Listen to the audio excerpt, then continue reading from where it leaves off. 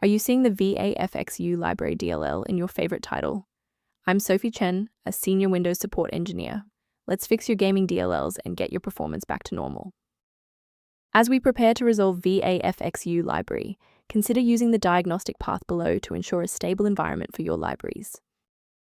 This is the Vafxu library, a specialized visual FX utility frequently associated with game engines to manage the unmanaged orchestration of particle systems and real-time shader manifests. It facilitates the data link between the game's physics engine and the hardware-accelerated visual output. Now that the technicals are covered, let's run the official installer. Since Vafxu Library DLL is a third-party dependency belonging to the Localized gaming orchestration toolkit, performing a fresh installation of your host application, where you received the error, is the only way to ensure the library is correctly placed.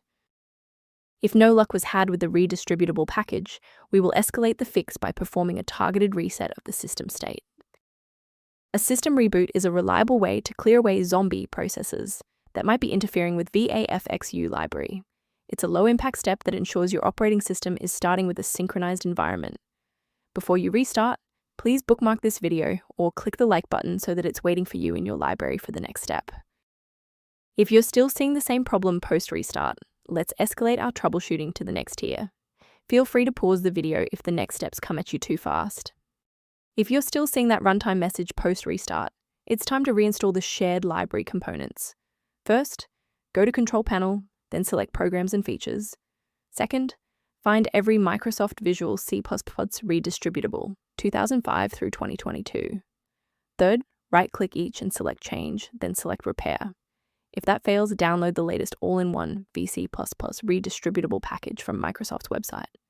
Please note that for DLL files with numbers, the number tells you which version to repair. For example, 120 equals 2013.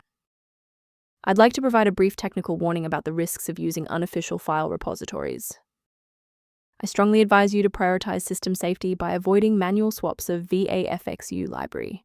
Third-party DLL sites are a primary vector for hackers to inject ransomware directly into your operating system's core.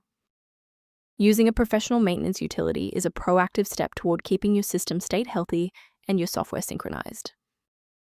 If system alerts or resource lag are present, the resource below outlines maintenance considerations related to Vafxu library.